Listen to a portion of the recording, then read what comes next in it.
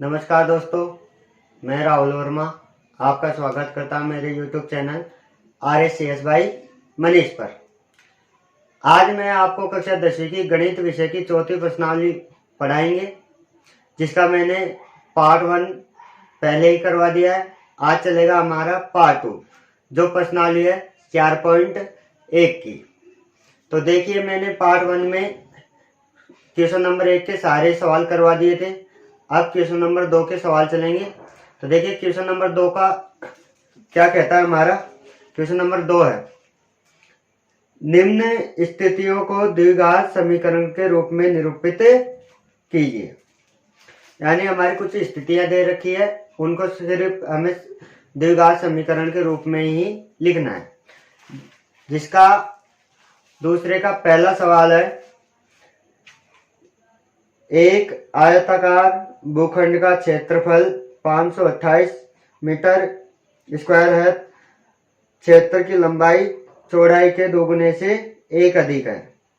तो हमें भूखंड की लंबाई व चौड़ाई ज्ञात करनी है। इस सवाल में हमें ना तो चौड़ाई ज्ञात करनी है, ना ही लंबाई ज्ञात करनी है। सिर्फ हमें इसको द्विघात समीकरण के रूप में लिखना है या निरूपित करना है। जिसका क्वेश्चन नंबर 2 का पहला देखो। अब हम इसमें मानेंगे अपनी तरफ से कि माना आयत की चौड़ाई बराबर मानेंगे हम x मीटर।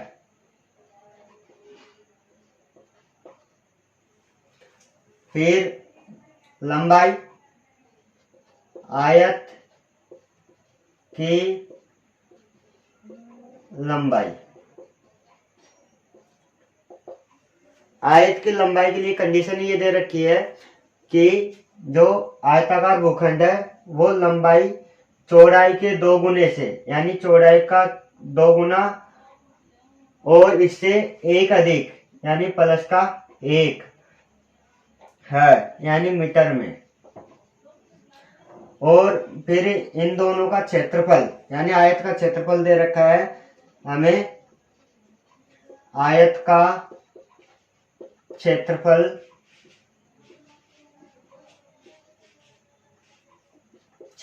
दे रखा है 528 मीटर स्क्वायर। तो आयत का क्षेत्रफल निकालने का सूत्र होता है हमारा लंबाई इंटू चौड़ाई बराबर 528। तो लंबाई कितनी है हमारी? लंबाई है 2x प्लस 1 इंटू में चौड़ाई, यानी x बराबर दे रखा है 528 मीटर। अब क्या करना है हमें? x को 2x से गुणा करेंगे तो 2x स्क्वायर प्लस 1 से गुणा करेंगे तो x बराबर 528। अब 528 को हम ट्रांसफर करेंगे 2x स्क्वायर प्लस x की तरफ, तो 2x स्क्वायर प्लस x 528 को ट्रांसफर करेंगे इसकी तरफ तो माइनस का हो जाएगा, क्योंकि ये प्लस का है। 528 बराबर 0। तो देखिए दोस्तों, हमें इसी समीकरण के रूप में निरूपित करना था। अब इसके आगे हमें इसको हल नहीं करना। तो ये हमारा दूसरे का पहला सवाल समाप्त होता है। अब हम चलेंगे इसके दूसरे सवाल पर। देखिए दोस्तों, अब हमारे दूसरे का दूसरा सवाल क्या कहता है। दूसरा सवाल है हमारा, 2 क्रमागत धनात्मक पूर्णांकों का गुणनफल 306 है, तो हमें पूर्णांकों को ज्ञात करना है। यानी इसमें भी सिर्फ द्विघात समीकरण बनाकर ही इस सवाल को समाप्त करना है। तो देखिए, पहले तो मैं आपको छोटी सी बात बता देता हूं। जैसे कि हमारे पास दे रखा है क्रमागत धनात्मक पूर्णांक, यानी क्रमागत धनात्मक पूर्णांक यानी संख्याएं। तो देखो, जैसे कि क्रमागत संख्या 1 2 3 4 5 ऐसे चलती है। यदि मैं इनको लिखना चाहूँ, 1 2 को लिखना चाहूँ 1 + 1, 3 को लिखना चाहूँ 1 + 3 और 4 को लिखना चाहूँ 1 + 3, तो ऐसे हमारी संख्याएं क्रमागत के रूप में भी बनती है। तो इसमें देखिए दोस्तों, हमारी इन संख्याओं में क्या कॉमन है, सभी में हमारे एक कॉमन आ रहा है। तो एक को हम x मानते हुए लिख देंगे। किस प्रकार से कि माना पहली धनात्मक संख्या, तो ये रहेगी हमारी x, और फिर दूसरी धनात्मक संख्या, ये हो जाएगी हमारी x + 1। फिर इन दोनों का गुणनफल हमें दे रखा है 306। गुणनफल यानी इन दोनों को गुणा कर देंगे, x को गुणा करेंगे x + 1 से, तो बराबर 306। फिर x को x से गुणा करेंगे तो x² प्लस x को x से गुणा करेंगे x बराबर 306। 306 को x² प्लस x की तरफ ट्रांसफर करेंगे तो हमारे पास संख्या आएगी x² प्लस x। 306 प्लस का अंदर आए तो माइनस का, 306 बराबर 0। इस प्रकार से यह सवाल भी हमारा द्विघात समीकरण के रूप में बनकर तैयार हो चुका है और समाप्त भी हो चुका है। अब हम चलेंगे इसी के सवाल नंबर 3 पर। देखिए दोस्तों, अब हम चलते हैं हमारे दूसरे के तीसरे सवाल पर। तीसरा सवाल है हमारा कि रोहन की माँ उससे 26 वर्ष बड़ी है, उसकी आयु का गुणनफल अब से 3 वर्ष पश्चात 360 हो जाएगी। हमें रोहन की वर्तमान आयु ज्ञात करनी है। तो इसमें भी दोस्तों हमें सिर्फ द्विघात समीकरण बनाकर छोड़ना है। तो अब देखिए, हम रोहन की वर्तमान आयु ज्ञात करने के लिए मानेंगे कि माना रोहन की वर्तमान आयु, तो रोहन की वर्तमान आयु रहेगी हमारी x वर्ष। फिर आएगी माँ की वर्तमान आयु, तो माँ की वर्तमान आयु है रोहन से 26 वर्ष बड़ी, तो यानी रोहन की आयु में माँ की आयु जुड़ जाएगी वर्ष।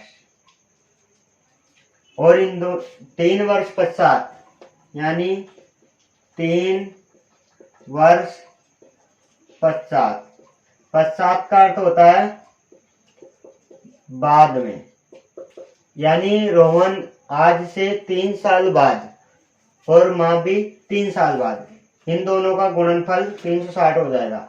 यानी रोहन की आयु में 3 वर्ष जुड़ जाएगा और माँ की आयु में भी 3 वर्ष और जुड़ जाएंगे, और इन दोनों का गुणनफल है हमारे पास 360। यदि हम इसको हल करें तो x + 3 और x + 26 से 3 29 हो जाएंगे, बराबर 360।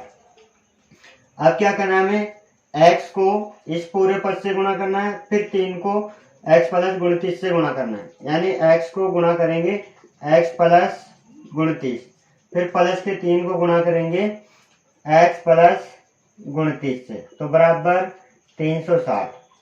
तो x को x से गुणा करेंगे, हमारे पास संख्या आएगी x² प्लस 29 से गुणा करेंगे तो 29x, फिर प्लस 3 को x से गुणा करेंगे 3x, फिर प्लस 3 को 29 से गुणा करेंगे तो हमारे पास संख्या आएगी 87 बराबर 360। फिर क्या करना है, 360 को इधर ट्रांसफर करना है 87 इस पूरे पद की तरफ, तो x² प्लस, अब ध्यान देना दोस्तों, x दोनों समान है, तो 29 + 3 ये हो जाएगी 32x प्लस 87, 360 को अंदर लेंगे तो माइनस का हो जाएगा क्योंकि प्लस का है। यदि हम बात करें इसके बाद इस पूरी संख्या को ऐसे कैसे उतारेंगे, एक्स स्क्वायर प्लस 32x और ध्यान से देखना 87 और माइनस 360 ये हमारे अचर पद है। तो 360 में से 87 घटाएंगे तो हमारे पास बचेगी संख्या माइनस की बचेगी 3 और 8 यानी 273 हमारे पास संख्या बचेगी और यही हमारा आंसर हो जाएगा क्योंकि हमें सिर्फ द्विघात समीकरण के रूप में दिखाना है। तो यही हमारा सवाल है और यही हमारा आंसर है। अब चलते हैं हम दोस्तों इसके अंतिम और लास्ट सवाल पर।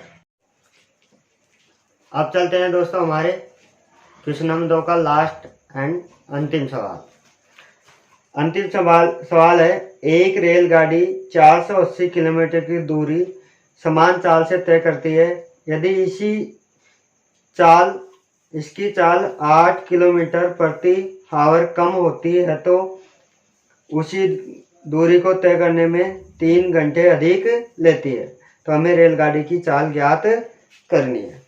तो देखिए दोस्तों, इससे पहले आपको एक फॉर्मूला याद रखना है। फॉर्मूला है हमारा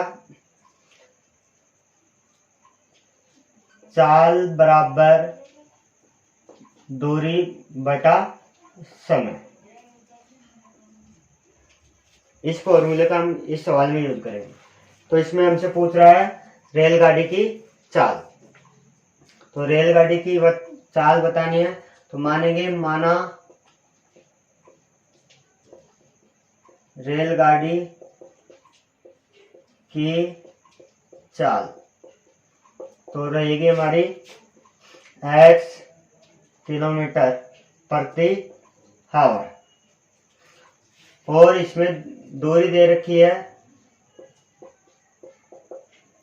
480 किलोमीटर। ये हमारी दूरी दे रखी है। तो हमारा समय हो जाएगा, समय निकालने का फॉर्मूला होता है दूरी बटे चाल, यानी दूरी है 480 बटे चाल आ जाएगी x। ये हमारा समय हो जाएगा। फिर वापिस देखिए तो ऐसे कह रहा है कि यदि रेलगाड़ी की चाल कम करने पर,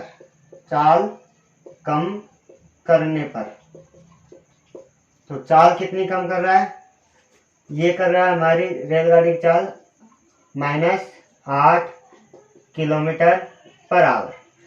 कम करने पर जो दूरी आती है हमारी, तो दूरी क्या, समय आता है हमारा, वो जो पहले वाला समय था 480 किलोमीटर अपॉन x, इससे 3 घंटे अधिक ले रहा है। तो ये हमारा नया समय आता है चाल 8 किलोमीटर प्रति आवर कम करने पर। तो अब हम इसका फॉर्मूले का यूज करते हुए इस सवाल को हल करते हैं। तो हमारा सूत्र होता है कि समय इंटू चाल बराबर दूरी। तो समय नया लिखना है दोस्तों हमें 480 अपॉन x प्लस 3 इंटू फिर चाल भी हमें ये नहीं लिखनी है, x माइनस 8 बराबर 480। अब देखो दोस्तों ये भिन्न में, तो हम इसका एलसीएम लेंगे तो हमारे पास संख्या आएगी x और x के ऊपर 480 है तो इसको तो ऐसे कैसे लिख देंगे, चिन्ह प्लस का लिख दो। फिर x को 3 से गुणा करेंगे तो 3x, हमारे पास ये संख्या आएगी। फिर इसके बाद हम x माइनस 8 ऐसे कैसे लिख देंगे बराबर 480। अब क्या करना है दोस्तों, हमें इस x को 480 से गुणा करना है। तो हमारे पास आएगा 480x फिर प्लस 3x को गुणा करेंगे x से तो हमारे पास आएगी 3x स्क्वायर। फिर देखिए दोस्तों चिन्ह माइनस का, तो -8 को इस पूरे पद से गुणा करेंगे तो हमारे पास संख्या आएगी 8 को इससे गुणा करने पर 40। फिर प्लस 3x को -8 से गुणा करेंगे तो हमारे पास संख्या आ जाएगी 24x बराबर 480 और इसके बटा में हमारे पास संख्या आ जाएगी x। अब क्या करना है दोस्तों, इस x को 480 से गुणा करना है, यानी वज्र गुणन। तो हम वज्र गुणन करेंगे तो हमारे पास संख्या बचेगी 480x plus 3x square minus 3840, फिर आएगा माइनस 24x बराबर 480x, ये संख्या आएगी। अब क्या करना है दोस्तों, जो समान चर वाली है उनको जोड़ेंगे और घटाएंगे। तो देखो दोस्तों ध्यान से, 480x प्लस का और ये भी प्लस का, तो ये दोनों आपस में कट जाएगी। क्यों कटेगी, यदि मान लो हम 480x को ट्रांसफर करके इधर लाएं तो ये प्लस का इधर आ जाएगा तो माइनस का, और ये प्लस का 480x में से माइनस का 480x घटाएंगे तो इसका मान 0 आता है। अब हमारे पास जो संख्या बची है वो बची है 3x स्क्वायर क्रमवार जमाने पर 24x माइनस 3840 बराबर 0। अब इस पूरे पद में 3 का भाग जा रहा है दोस्तों, तो हम 3 का भाग देंगे तो ये तो एक बार जाएगा, x स्क्वायर माइनस 3 का 24 में देंगे तो 8x बार, और फिर 3840 में देंगे तो ये जाएगा हमारा 1280 बार बराबर में 0। और यही हमारा द्विघात समीकरण बनकर निरूपित होता है। अतः दोस्तों अब हमारे क्वेश्चन नंबर 2 के सारे सवाल कंप्लीट हो चुके हैं। यदि वीडियो अच्छी लगी तो लाइक, शेयर व सब्सक्राइब जरूर करें। बहुत बहुत धन्यवाद।